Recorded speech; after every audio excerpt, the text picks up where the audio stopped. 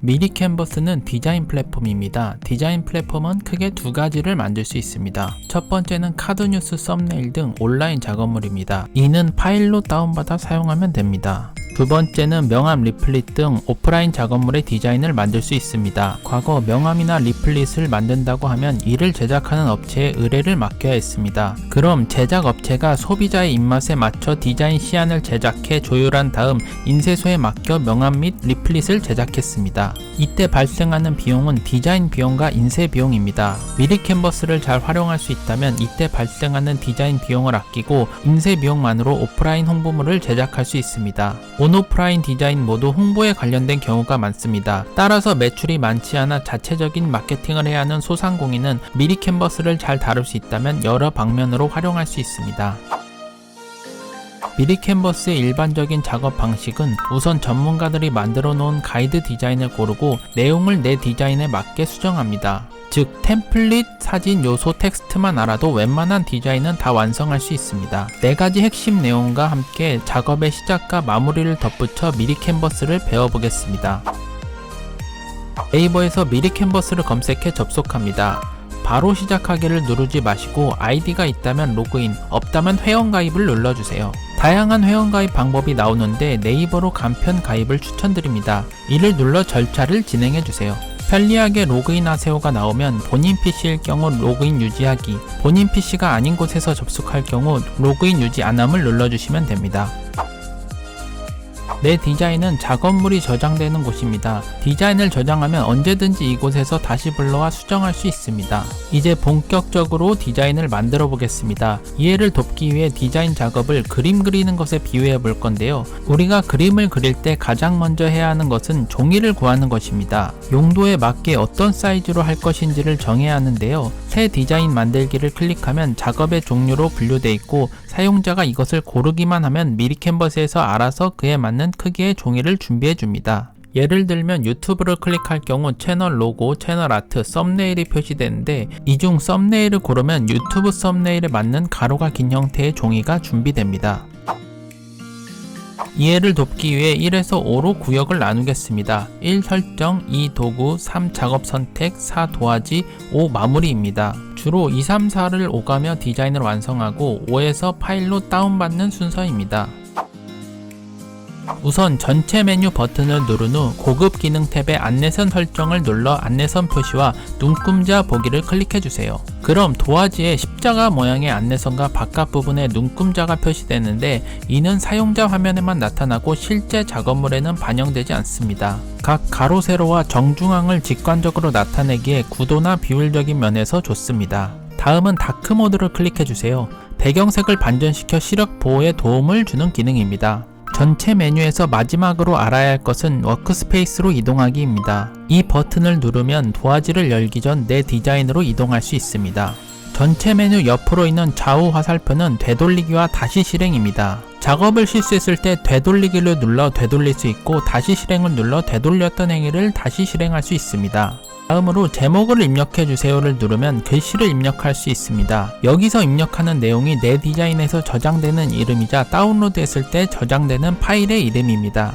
마지막으로 크기 조정은 도화지를 잘못 꺼냈을 때 도화지 크기를 조정할 수 있는 버튼입니다. 각 버튼을 직접 눌러보면서 익혀보세요. 도구를 그림을 그리는 것에 빗대어 표현하자면 연필로 그릴지 물감으로 그릴지 혹은 다른 그림 위에 덧대어 그릴지 등 그림 그리는 도구를 선택하는 것입니다. 앞서 소개한 핵심 내용인 템플릿, 사진, 요소, 텍스트 이 4가지를 알아보겠습니다. 템플릿은 전문가들이 미리 만들어 놓은 가이드입니다. 템플릿만 잘 골라도 디자인의 완성도를 높이고 작업 시간을 단축시킬 수 있습니다. 템플릿의 사용 방법은 우선 검색창에 내가 만들 작업물과 연관된 큰 키워드를 검색해 줍니다. 예를 들면 김치찌개 만드는 방법을 소개하는 유튜브 영상의 썸네일을 만들 경우 요리나 레시피로 검색하면 됩니다. 그 다음 마음에 드는 템플릿을 좌클릭하면 도화지에 바로 적용됩니다. 아무것도 없는 빈 화면에서 시작하기보다는 이 상태에서 작업을 시작하면 훨씬 좋겠죠? 추가로 템플릿에서 꼭 알아야 할 것은 검색 필터와 여러 장이 있는 템플릿을 활용하는 것입니다. 검색창 밑에 보면 유튜브 썸네일이 선택된 검색 필터가 있습니다. 애초에 종이를 유튜브 썸네일로 열었기 때문에 이와 가장 적합한 필터가 자동 적용된 모습입니다. 이를 눌러 카드 뉴스를 선택해보면 직사각형이 아닌 정사각형의 카드 뉴스에서 적합한 템플릿이 검색됩니다. 마찬가지로 좌클릭으로 적용은 가능하지만 종이와 다른 사이즈에게 조정이 필요합니다. 기본적으로 종이와 같은 필터의 템플릿을 활용하는 게 편리하지만 종이와 다른 필터의 템플릿을 사용할 경우 다양한 디자인을 응용할 수 있는 장점이 있습니다. 검색된 템플릿을 보면 왼쪽 하단에 숫자가 있는 템플릿들이 있습니다. 이는 이와 관련된 템플릿이 그 숫자만큼 있다는 뜻입니다. 눌러보면 그 숫자만큼 템플릿이 보여지고 여기서 선택하면 적용됩니다. 선택을 풀 때는 여기를 클릭하면 다시 검색된 템플릿 목록을 볼 수 있습니다. 검색창에 원하는 사진을 검색해줍니다. 사과를 검색해 보겠습니다. 원하는 사진을 찾아 마우스 좌클릭하면 도화지 정중앙에 사진이 삽입됩니다. 사진을 누르면 작업 선택창에서 사진에 다양한 효과를 줄 수 있습니다. 직접 여러 효과를 줘보며 연습해보세요. 업로드는 본인이 갖고 있는 사진을 불러와 사용할 수 있는 공간입니다. 업로드 버튼을 눌러 파일을 지정하면 사진 등록이 가능하고 해당 아이디에서 언제든지 불러와 다시 사용할 수 있습니다. 요소는 클릭이 되는 모든 한 단위를 지칭합니다. 사진 한 장, 텍스트 한 줄도 모두 요소입니다. 그렇기에 도구창에 사진이나 텍스트처럼 따로 구분되어 있지 않은 모든 한 단위는 요소에 있다고 보면 됩니다. 일러스트, 도형선, 프레임표 등 모두 요소에서 사용할 수 있습니다. 검색창에 사과를 검색해 보겠습니다.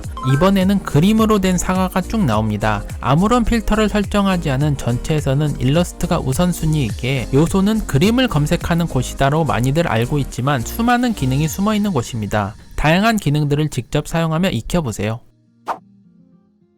텍스트에서는 글씨를 추가할 수 있습니다. 텍스트에서 조심할 것은 상대적으로 눈에 띄는 꾸민 텍스트를 선택하는 것입니다. 예쁘게 꾸며진 글씨들은 다중 요소로 묶여진 그룹입니다. 즉, 꾸며진 텍스트를 잘 사용하려면 그룹이라는 개념을 알아야 하고 이 기능을 자유자재로 구사할 수 있어야 합니다. 그룹은 다른 영상에서 자세하게 다루겠습니다. 우선 추천드리는 글씨 추가 방법은 바로 기본 스타일의 3가지 텍스트입니다. 각 텍스트의 차이는 단순 글씨 크기와 글꼴의 두께 차이입니다. 아무거나 좌클릭하면 화면 정중앙에 텍스트가 표시됩니다. 텍스트에서 반드시 알아야 할 것은 빈 곳 클릭과 한 번 클릭, 2번 클릭입니다. 우선 도화지 밖 빈 곳을 클릭하면 모든 선택을 해체할 수 있습니다. 이 상태에서 텍스트를 한 번만 누르면 이동 및 크기 조절이 가능합니다. 이 상태에서 한 번 더 누르면 텍스트 수정이 가능합니다. 즉, 한 번 클릭했을 경우 이동 및 크기 조절, 2번 클릭했을 경우 텍스트 수정, 이동 및 클릭이 가능한 상태로 돌아가려면 빈 곳을 눌러 모든 선택을 해체한 다음